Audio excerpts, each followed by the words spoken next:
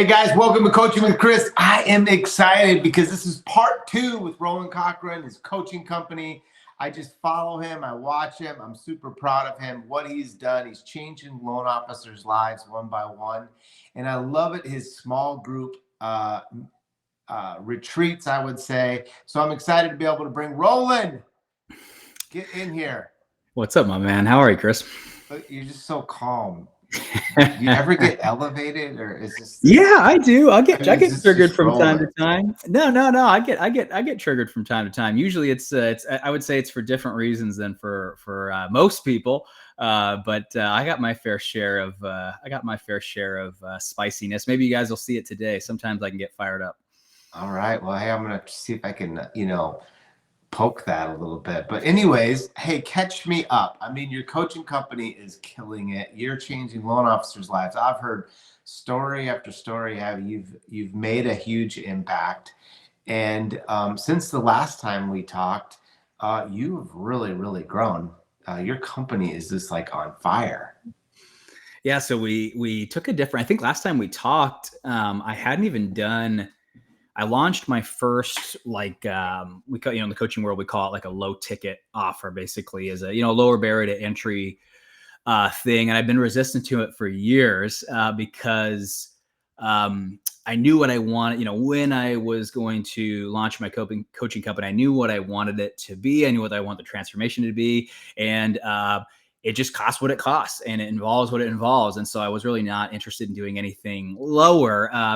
So then I was like, okay, well, if I did do something, I had a bunch of people are like, Roland, especially in, 2023, 2024, people are, hey, Roland, are you going to do something, virtually, or do something that's a little bit more, affordable. And I was like, okay, well, I'll try it. But it needs to be done in person. I'm not doing this Zoom nonsense. You are going to fly out. We're going to have 18 hours together in person. We're going to craft your brand. We're going to teach you how to monetize it. And so that's probably the biggest change since you and I talked last. Is I have done 2 of those now, and both sold out. I love doing both of them. They were super fun, really impactful. And my clients, I allow them to come for free to them. And so they want them to keep coming because they've really enjoyed it as well. So yeah, that's probably the biggest difference was kind of launching these little pop-up live events, which is, it's been fun. I've actually enjoyed it. Cool. So like if I'm listening to this, I mean, this is all about coaching. Sometimes we go left and we go right, but we try to stay in the middle there. Before maybe we get into some meats and potatoes, you had a great post the other day of really what you worked on, and kind of want to cover that. But what's this thing cost? So my low ticket, yeah. So the low ticket event, which again, I wish I could tell you when I'm going to do another one. I don't really have one planned, or kind of, it's not really a money making thing for me as much as it's just a way to introduce this new kind of concept of marketing to the marketplace. Because I do think loan officers are, the market's evolved. It's just not performing the way that it has. And so I have a path to facilitate that change, because I think a lot of people are struggling unnecessarily when they actually know better. And it's just me presenting it that allows them to do the thing that I think they know for sure. But it's the live events. If I do another one, they're affordable. It's $9.97. I mean, it's literally, I have to say, someone at lunch, for breakfast, in the evening, somebody for the next 2 days has to say something smart to get you one loan to make the whole thing have made sense. And which is, to me, it's a no-brainer. I think that's why we have no problem selling it out. Is, from an investment standpoint, it makes perfect sense. Yeah. How many people do you normally get, or what's a so we max it at 30? Because think about it, Chris. If we're crafting a personal brand, I really need one-on-one time with everyone. Tons of specific questions to your brand. And so we've capped it at 30, and I don't know if I could do it. I could maybe do 35. But I like 30. No, it's small. 30 is a good number. Yeah, I get it. So I'm an originator. It's 2024.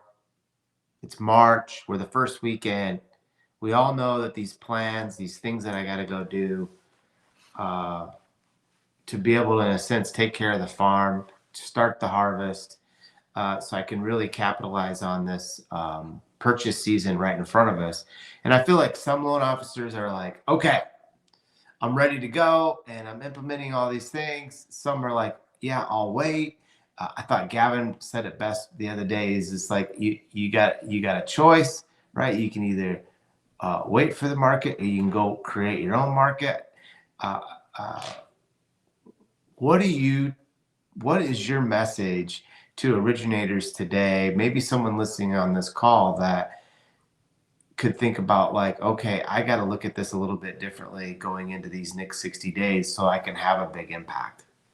Yeah, Gavin and I had a similar conversation when we went out to lunch a few months ago, and it was, the market's the market. And so, as an entrepreneur, which I'm going to refer to all the loan officers who are still here today as entrepreneurs. You don't hang out in a market like this with all favorable data that's really projected through 2029. I mean, we're going to have inventory issues for a while, right? And, even if rates soften, we're just going to have supply issues. That's just the way it's going to be. So the people who are hanging out still, in my opinion, are entrepreneurs. They're people who, they're loan officers who understand that the market does what markets do, meaning it's going to auto select. So the people who won't make it will auto select out. That's just going to be how it is. And so any entrepreneur understands that, why not me? Right. That's always kind of the question as an entrepreneur is, hey, we pull up MMI, you see, hey, loans are being closed every single day. It's just the game is just a matter of, are you closing them or someone else closing them? I mean, that's just really what it comes down to. So the entrepreneur, they tell themselves, that's the story they tell themselves. It's different than a salesperson is, why not me? Why am I not closing more of them or all of them? Right. And so, that's to me, the message to the originator in 2024, it's quite simple the way I see it. And I know this is going to potentially upset people, but I'm right. Good. Okay. I'm right. And I'm not wrong. We live in the most advanced time to be a loan officer. And what I mean by that is, for the past, and this is all good things, for the past about 15, 20 years, coaching has really taken off. It's actually, I would say, if you're an entrepreneur who happens to be a loan officer, you've been coached. You've probably been coached by multiple people. There's been times where you've probably been coached at one time by multiple people. And, this is called democratization, right? So when we democratize knowledge, and when we make it easy and accessible for people to have, we just have to understand that the standard keeps getting elevated higher and higher and higher and higher as that goes. And so this is the most advanced time to be a loan officer, meaning everyone's got this epic data from Barry and MBS Hathaway. Everybody's got these fancy TCA videos and, these HomeBot offerings and these, everybody has them. And so, and if you think the top 5% of agents haven't heard all of these valuable things haven't been offered to them, come on. I mean, like they have. And the truth be told, those top 5% agents have coaches. Some of them have multiple coaches, and a lot of the messaging from coaching, especially within the housing industry, is the same. So when they smell that you are trying to hustle them, it's the same strategy that they are using in their business, right? And so the trick with this democratization really of marketing and strategy and funnels and lead capture is everyone knows it. I would even say at this point in time, post-pandemic, clients even know when they're in a sales funnel and when they are being sold. And so, really, I guess I say all that background, Chris, to say, I think the days of sales in that traditional sense are over. It's just the books have been written, the secrets are out. Some of the best experts have written books that could transform your business. Just that book. Right. I mean, there's some really good books out there. And so I think we have to just honor all of that and understand that we live in an era where there's no shortage of tactics, strategies, and excellence. It's the secrets have been spilled. And so what's that mean for the originator today? Well, we can't lean on hacks, strategies. I always say it this way. If all you have to do is swipe a card to implement it into your business, it ain't going to work. Hmm. It ain't going to work for two reasons. One, there's a lot of other people swiping their card for the same thing. Reason number one is, and reason number two, especially as a loan originator, the value that you provide is less valuable when all you had to do was swipe a credit card. So when you get that, when you spam my email with that email spam, I know that all you had to do was pay Bonzo to send me that spam email. You didn't write it yourself. You didn't put thought into the funnel. There's not a sequence of events that you're trying to take me on a journey that's going to actually benefit my life. You just swiped your card. And so I think anytime that it's as easy as buying something, it ain't going to work. And I think the vast majority of originators are buying things and hoping that they work. And I think, again, we're coming to the end of paying for something and having it just bring in loans, right? We're entering what I call the purpose economy, this relationship driven economy where the only rarity now is human stuff, especially with AI. It's the value of just stuff is decreasing. I mean, AI will write you a blog, Chris. You can say, hey, write me a blog to send to realtors about how to use AI in real estate. And, AI will write you a blog that you could send to realtors. And realtors know this now. So now even your blog has lost value, right? And this is just going to continue to go forward as we get kind of more advanced. Yeah, I mean, I think you're. By the way, I don't think you're going to upset anyone. Well, there's a lot of people spending a lot of time and a lot of money who don't appreciate me telling them that it's not going to work. I mean, let me just summarize what I think I heard. I mean, if you're looking for the easy button, you're either going to get caught or it ain't going to work. Mm-hmm. And so I'm an originator and I'm listening today and I'm like, okay, I don't want the easy button because if I'm going to make a go at this, I'm going to be an entrepreneur. If I'm going to change my business this year in 2024, it's amazing when you go back and actually look at a lot of originators' data and you're like, oh my gosh, you're down 200%, you're down 180%, you're down 78%, you're down 40%. And they're like, yeah, I don't want to look at that. And then you start to really, they never changed. COVID changed, but then after COVID, they never changed. Mm-hmm. And I'm just excited to hear, if I'm not going to swipe my card, what am I going to do? Maybe 3 things. We could get 3 things of value from you today. 3 things that I need to go do that's not easy, that's not swiping my card, that's going to make a difference. Mm-hmm.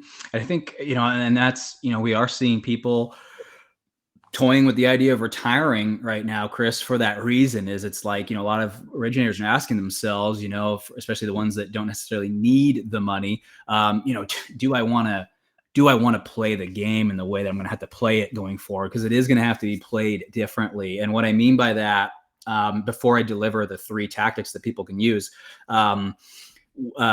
in professional services, which is what mortgage is. So, what I mean by that is you offer a service that a ton of other people in the country offer with a federally or state regulated license. The benefit is everyone knows what a mortgage is and when they need one.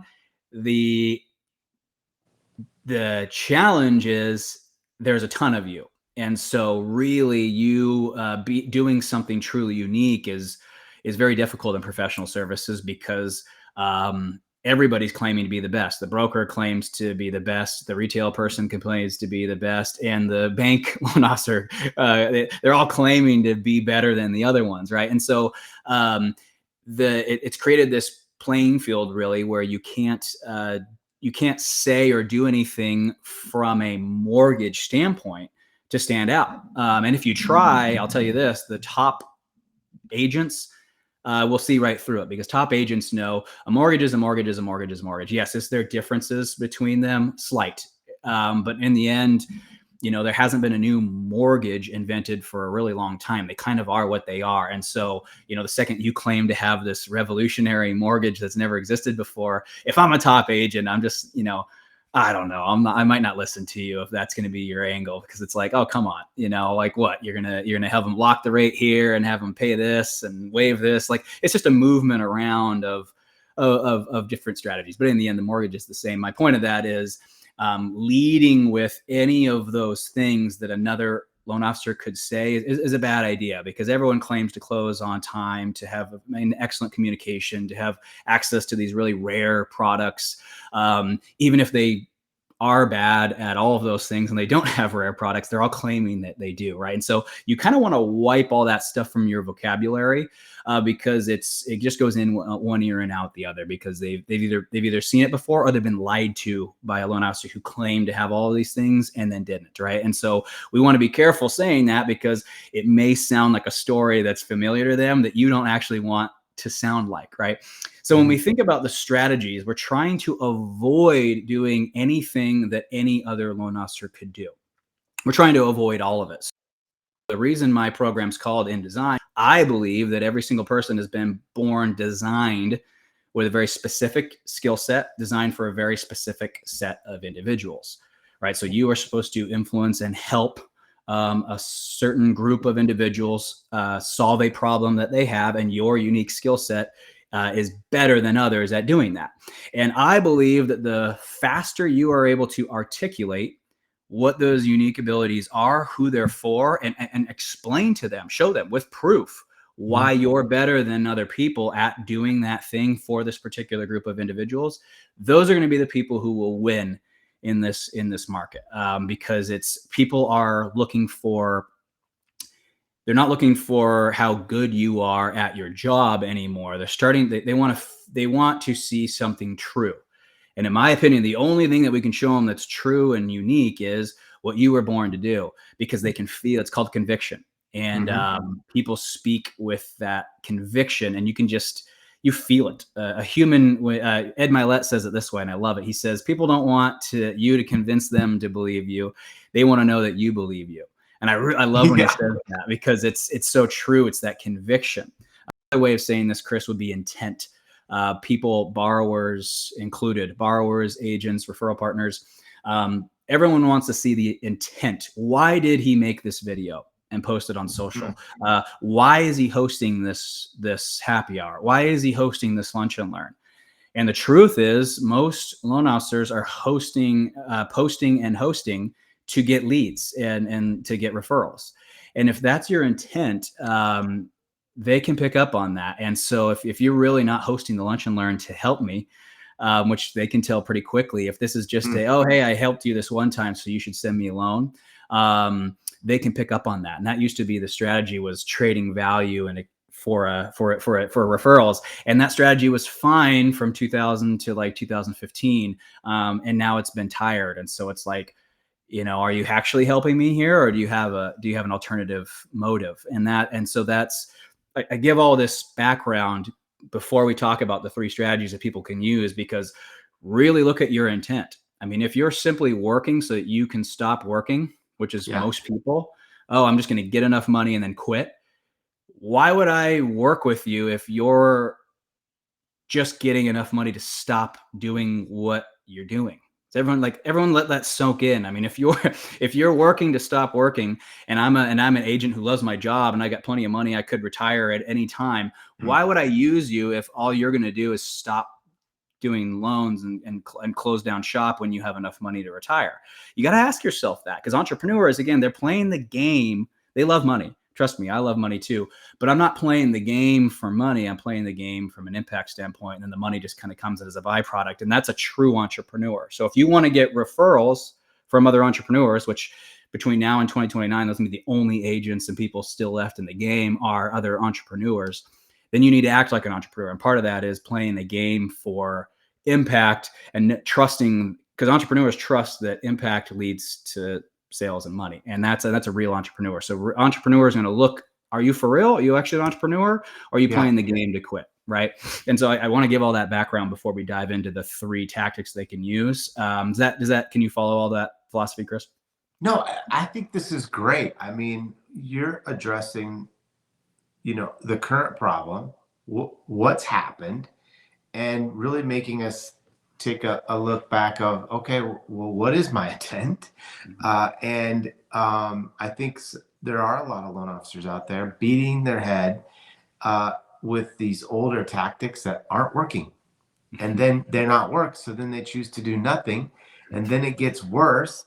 and then you watch them leave the business, and you're like, you didn't have to. You didn't have to. You just have to be willing. But I always want everybody to make sure that they caught this, which is one thing that you said I really caught, which was the top realtors are getting coached or maybe even multiple coached today. And if you're not, and they are, how are you ever expected to be able to connect to them when they're playing at the top of their game? They look, this is, and for those of you who followed me, you've heard me say this before. And this is a Rolandism. I don't have any evidence to back like this that up. saying. But I really believe that when you walk into a networking room, for example, let's just use that as an example. I believe that the first thing that they look for before they even decide to, I'm gonna talk to this person, I'm gonna potentially spend some time with them, and then I might book a follow-up meeting with this individual. The very, very first thing that they are asking themselves is, who is this person? Is this person like me? Do they invest like me? Do they raise their kids like I want to raise my kids? Do they enjoy the food, the culinary experiences that I enjoy? Do they experience the European trips that that's what they look for. I know it seems so funny. Everyone's always like, oh, leading with mortgage value and stuff. And I really do believe when you walk into a room, the person wants to know, are you like me? And it's the first thing. And then if they feel like, oh, wow, he dresses kind of like I would expect someone like me to dress. Oh, that's interesting. He brought his spouse with, he brought his wife with him. She brought her husband with them. That says something about this individual. How their spouse is interacting in the room says something about, so they're trying to gauge, are you like me? Do you live life like me? What do we have in common? And then from there, once that's agreed upon, that we have the same investment goals, the same, oh, you're into short-term rentals, so am I, right? So we start to find these commonalities. Then that opens the door for, a deeper relationship, maybe another follow-up meeting.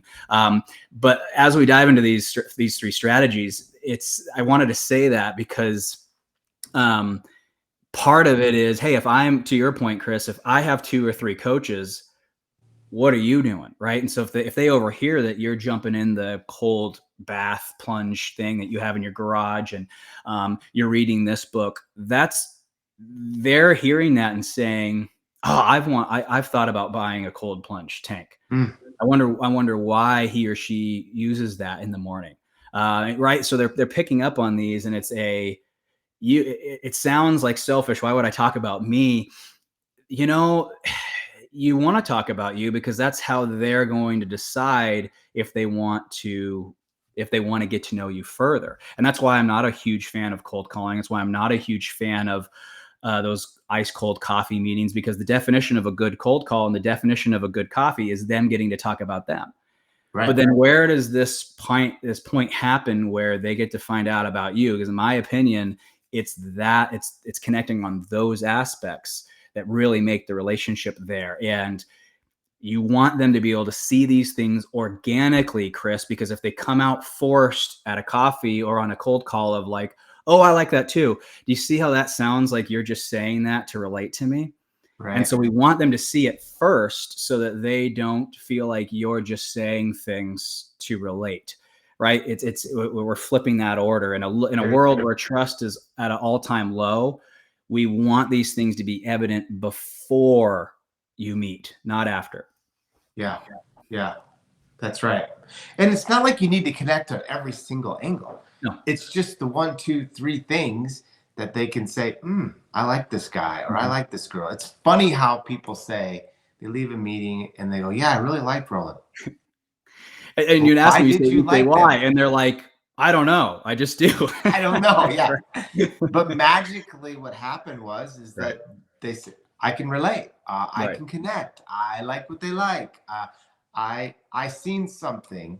But it's like, we always used to joke back in the old days. You're like, how did you hear about us? Oh, I watched your TV commercial. Oh, okay, great. We haven't been on TV like ever. And they watched our TV commercial. People say things that it's just crazy. They actually thought, yeah, they didn't lie. That's what they thought. Mm-hmm. Uh, And I'm happy you said that, because again, we're not talking about selling out, right? We're not talking about becoming someone you're not just so that they like you. The beauty of personal branding is you have already pre-established what you are, who you love to be. I like to be me, and this is what being me is. That's branding. And then you just simply place the brand in as many ways as possible. And then the agents who want to use you and have a relationship with you will use you. I always say this. I say there's 40 really productive agents in your area who will use you. 40. That's it. The other ones will never use you. They don't like you. They'll give you a courtesy loan here and there, but again, I'm just messing around. It could be higher than 40, it could be less than 40, but let's say, just say 40. Most people only really have 5 or 6 of those ride or die referral partners who, productive agents who exclusively use them.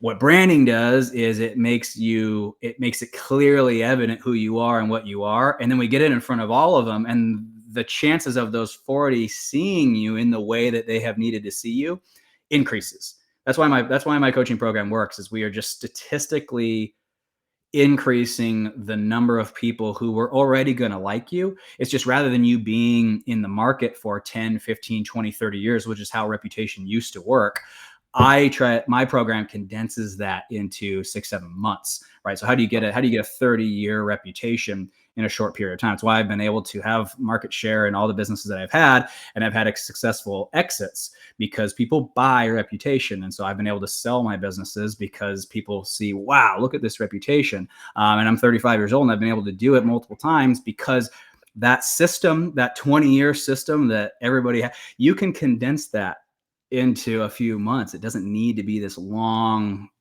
process, if that makes sense. Yeah.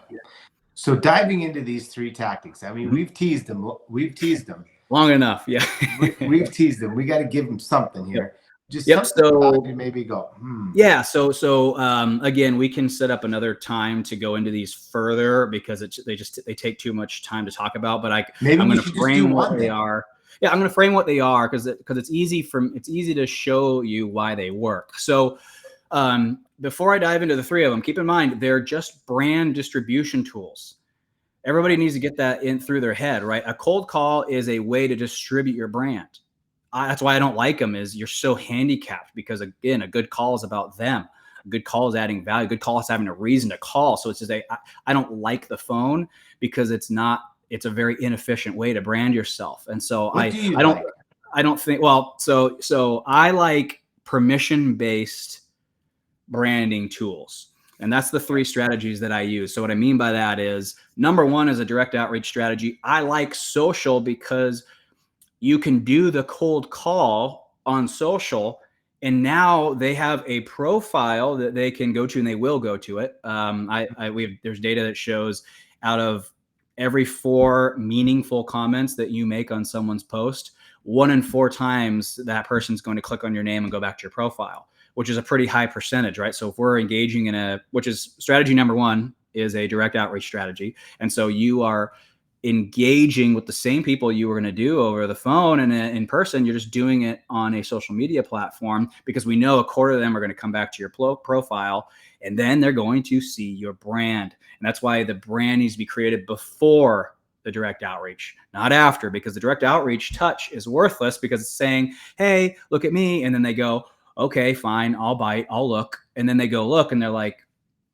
what were you just waving at me for? Like, you got a picture of like you and your family at Disney. You got a bunch of stock posts that your company tells you to post. Like, why'd you just bug me to go look at your profile? And there's nothing exceptional here. I'm just going to keep using the lender that I've been using for the last 8 years. Whereas if I poke you and I come and I see a very impactful, crafted brand, you do that, you poke me 6 or 7 times, I'm probably going to know more about you than I know about this LO that I've been using for the past 8 years. You just got right up on that person's heels. Overtaking them now is not that difficult.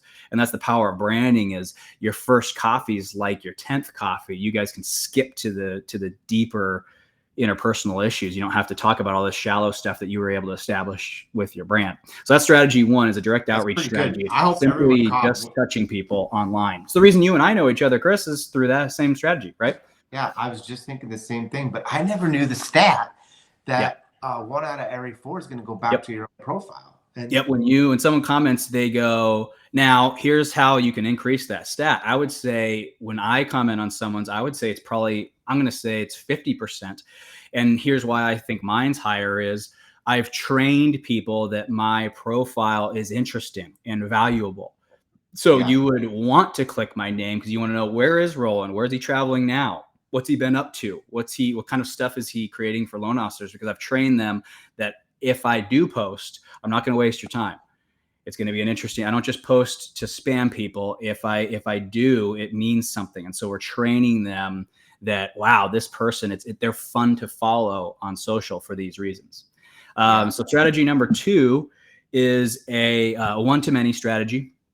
Right. And so a lot of you guys have done these before. So these are your happy hours. These are your webinars. What you are doing right now, Chris, is a one-to-many, right? So you're doing one thing for many people to participate in. Here's what I would say, though, that's different about our one-to-manys is we don't just do something to do something. So we don't just host a webinar. We don't just do a lunch and learn.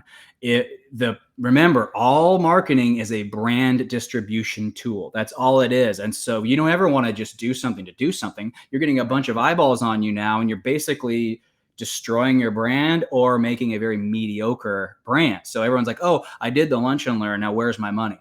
And I'm like, yeah, but you look like you just look like a loan officer. Like they walked away and felt nothing. They walked away and are probably just going to use the loan officer that they've been using. And so that's the thing. If you're going to overtake these individuals and become their new lender of choice, the brand needs to mean more than the other guy's brand. That's how it works, right? Yeah. There has to be a reason to sub you out for the other person. So these one-to-manys, when you're choosing them, choose something that this is the qualification. Everybody write this down. Choose something that shows you at your best. That's what you choose. And then you invite them to that. Very good. That's the way it works, right? So this could be a cocktail making class in your backyard where you have a bunch of tables and people come over and learn how to make, got a bartender who teaches people how to make cocktails. This could be a casino night at your office. This could be a wine tasting event, a whiskey tasting event. This could be a book club where you are talking about how to apply business strategies from the Traction book to their real estate and mortgage businesses, right? As long as you're passionate about it, that's what they need to see. Do not just do something to do it because like, oh, that's a good idea, I should do that. And that's off brand, potentially off brand, right? So we're trying to create this cohesive brand where everyone's experiencing you in the same way. That's how reputation's formed. Because if you just do things to market to people, you just look like someone who wants money. And so your brand becomes a desperate person who wants referrals. And very quickly that will happen. And so you just kind of look like everybody else who wants money. And so there's no meaningful brand there. It's like, well, of course you're here because you just want referrals from me, right? You see, like that's the end of the brand. Like I do things for referrals. That's like your brand. I know this sounds ridiculous, but that's most loan officers' brand is, oh yeah, I know that guy. He does this, this, and this, and this, and this. And he does those things because he wants leads and referrals. And he thinks that if he does those, he's going to get leads. And any entrepreneur, that's why people are seeing a decreased ROI. It's not that these strategies stopped working. It's that the agents left in the game see through that transactional BS. That's what's happening right now. Is it used to work on the onesie twosie agents. It don't work on the agent that's doing a listing or 2 or 3 a month. Like it don't work on them. They know what you're up to. And so we have to say, hey, instead of me tricking you into giving me a lead, how about you just come over and we make some cocktails and you can bring your wife. Yeah. Amen. Right. Let's just cut straight to it. Like, come hang out with me. If you like me, cool. If you don't like me, hey, you don't ever have to come back. No worries, right? That's marketing. It's permission-based marketing. If we want to be friends, then we can be friends. If you don't want to be friends, no sweat. Let's not worry about it. And then we move on, and we're just being very time efficient with this. And the cool thing is you guys don't have to be anything that you're not. You just be you all the time, every day, and you never have to do anything that's the cool thing about if you branded yourself effectively is you just get to be you all the time every day, all day, every day. You never have to be anything else. You don't have to do something annoying. Marketing actually becomes fun because it's just an opportunity for you to do things and be seen in a way that you already want to do and be seen doing. It's that simple. So we don't need to overcomplicate. It's less exhausting. Oh yeah, it's the only reason my wife and I own a bunch of businesses, and the reason we own them is it's not an inconvenience for me to own them, because all I have to do is, like, right now, this is my job, what I'm doing with you, and I just get to be me. I just did that thing, and people were always like, Roland, how did you just talk for 18 hours with no notes and deliver like one of the best seminars we've ever been to in our life? Because it takes no effort for me to be me and talk about things that are true. It takes zero. I don't need notes. It's the truth, and it's what I know how to do. So like, why would I need notes for that? Right. And that's what I'm asking you guys to do, is have the experience of your referral partners experience you as a person with your unique abilities, your skill set, the legacy you're trying to leave before your time's up here. If that's how they know you, in my opinion, the other loan officers in the market don't stand a chance, because you're not a loan officer. You're a person who actually is up to something really neat. And then the third strategy and the last strategy is an expert positioning strategy of some kind. So you need to participate in some sort of webinar, live presentation, Facebook group, some sort of platform for you to collaborate with other experts and share with others some sort of expertise that because I know everything that I'm saying is about being you, making some cocktails, being you, parenting your kids in an admirable way, treating your spouse and partner, and doing things to enhance your relationship and keep the spark array. I know I've been talking about all of that because that stuff's honestly why, in my opinion, it's why someone sends you a referral. But in the end, you also got to be good at your job. So you do need to have some portion of your brand. You do need to position yourself as somebody who's really, really good at what you do. And so I always say 4 times a year, you should host something that allows you to, again, share with people an area that you're really passionate about, you're really knowledgeable in. So similar to what we talked about with the one-to-many, when you guys are going to choose this strategy, choose something that they can see you at your best. Don't just talk about like a VA loan. If you hate VA loans or you don't know anything about VA loans, don't talk about it. Right. Stay in the lane that you want to talk about. And again, here's the last thing I'll say about this is, if you don't have that thing, which I never did, I could care less. Back when I was in the hustle and in the grind, I never wanted to educate anybody about anything. It was just like the last thing I wanted to do. I created a platform similar to Coaching with Chris, where I brought other experts on, so I didn't have to be. I just got the people, and then I said, hey, here's a really smart person talking about smart stuff. Listen to them. And that's a fine thing too, because again, an expert, I would not have said yes to this, Chris, if I didn't like you and believe in what you're doing. And I vetted you, and I texted Shayla, and I texted my friends, and I said, hey, who's this? This back in the day, said, hey, who's this Chris guy? And these people said, oh, you can trust him. He's good. So then I said yes to the opportunity. So it's, again, owning a stage full of smart people.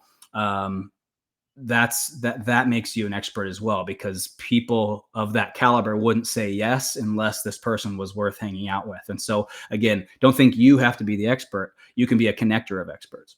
Right. I'm just going in my brain. It's just going around in circles, Roland. And I'm thinking people really vet us more than we think. 100%. And they're headed to these social sites to be able to make a decision before we've even spoke a word. Mm-hmm. People, you guys can write this down. It's my favorite quotes, and I'll reword it for you so that you can apply it better to your mortgage business. But Seth Godin says, marketing is people like us do things like this. And it's probably one of the most brilliant quotes I've ever heard. And he says, people like us do things like this. So what's that mean if you're a loan officer in the context of kind of what we're talking about today? Does a realtor like me do business with a loan officer like that? That's the question in their head. Does a realtor like me do business with a loan officer like that? And if you can brand yourself that answers that question, that's how you will earn their referral, because it's on brand for them. And that's why you hear me talk so much about how you treat your significant other, how you parent your kids, the things that you choose to do with your money. Like when you buy a Hermes handbag and you flex it online and talk about how awesome it is, that makes a statement to them about what you value. And again, I'm not saying that's good or bad. I'm just saying when you do that, it makes a statement. And when you buy the shoes you buy, it makes a statement. When you buy a boat that you buy, it makes a statement. And so all of these things craft your brand. And then the agent has to ask themselves, does an agent like me do business with a person like that? And that's what we have to think about when we're crafting our brand. There's a reason I don't brag about how much money I have and the things I own, because I don't really want the people who are attracted to that. I don't really want to come in my coaching program. And so I don't really spend a lot of time talking about the things I own from a monetary standpoint, because it attracts the wrong people. Right. I spend a lot more time talking about who I am and who I'm aspiring to become, because I want legacy leavers and impact makers to join in design. I don't want people who just want money. There's a lot of coaching programs who are really good at helping people make money, and they should go join that program. Right. And so again, same thing for you guys. If you want referrals from people like that, you need to ask yourself, do I look like someone who they're going to feel like is the person that people like that do business with? Because if you don't, my favorite example of this is Mercedes. It's a silent commercial with the guy who is this attractive guy. He takes his wife out of their gorgeous house and he opens her eyes, and there's a Mercedes with the big bow on the front. And that says that, hey, if you want to be an attractive, successful male and you want your wife to be really, really in love with you, go buy her a $135,000 SUV. Right. That's the message there. And that's what branding is what will you be if you send referrals to someone like me? And if that's poorly defined, your business will suffer because of it. Yeah, for sure. Yeah, we all got to be better branders. How? I know we had one question, which was, what's the name of your program and kind of how they can find you? Yeah, so RolandCochrun.com, RolandCochrun.com is my website. The program name is In Design. We just had a bunch of people, like 4 people sign up. So I think we're almost full. Let me look here. No, we have room for one more client. So I cap it at 30. Wow. And the reason I do that is I coach everyone myself one-on-one. Wow. Which I know is rare, and I know it's a crappy business model. You don't have to remind me. But I coach every single client one-on-one myself. Why do I do that? I love it. It's just the type of relationship that I want with everyone that I coach. And I'm just really, really good at what I do. And so it's hard for me to employ someone else who's going to be a fraction as good as what I am, when a bunch of these loan officers are coming to me, investing a large amount of money and trusting me to make them money. I don't take that trust lightly. And so the only way that I can honor it is I coach everybody one-on-one myself. And then we have live events that happen 3 times a year. And those live events are life-changing. There was a time where my program didn't have any coaching. It was just live events. That's how good the live events are. Live events are so good. I heard they're epic. They are. We pour our guts into them. They're expensive. We spend, if anybody's seen videos of them, we spend a ton of money on them. Nice food, cool places. And we just in Mexico for our last one in January. That was really fun. Awesome. So yeah, I coach everyone one-on-one myself. We have 4 group calls a month where we can kind of exchange ideas. Most people in the group are fairly successful. They're all loan officers. And then we meet 3 times a year in person. It's anything that someone needs in a coaching program, I added it. And that's the only way that I can guarantee the results. Favorite books you're reading today? Every loan officer needs to read 4,000 Weeks by Oliver Burkeman. That is the most applicable today, just kind of where we find ourselves. I just want to make sure, let me look at my list to make sure I told you because there is another book out with that name. I just want to make sure I told you guys the right one. Yes. 4,000 Weeks. Yep. 4,000 Weeks by Oliver Burkeman. Every loan officer in 2024 needs to read that book as you're kind of trying to decide what direction you want to go here in the future. It's a very good book for the phase that we find ourselves in. Last question for you, Roland. What's the guitar? What's the story with the guitar? I own this house and I want to get the maximum amount of bookings when I'm not living in it. And so the whole house is stocked. We probably put, my wife and I probably put almost $100,000. We bought it furnished and we put another $100,000 into making this house super elaborate for Airbnb renters. And so I have no idea what it is, but it looks nice up there. And my designer decided it was a good idea for this room. So yeah, we no meaning to you. Yeah, no. This is just a property that we're staying at through May, because I was doing my coaching events, my one that I did last week here, and then I got one in April with my InDesign group that I'm doing here, and then we're going back to Arizona after that. So we'll be in Arizona full time from that. Finally, I'm settling down for the first time in 5 years. So putting an end to this travel nonsense. Well, you know what? Arizona's pretty cool. Yep. Sedona is where we're building the house. So I'm really excited for that. Awesome. Thank you. I appreciate it. This is amazing. Thanks, Chris. I think you have broken down and broken apart branding as good as anyone. And being able to get us to understand where the consumer is going, how the consumer is viewing us, and how we need to become better. I feel like if you've listened to this last 46 minutes and didn't get 2 or 3 pages of notes of things that maybe you need to implement, maybe you need to actually go in and start to redo your brand into your socials. Maybe you need to actually participate in making comments.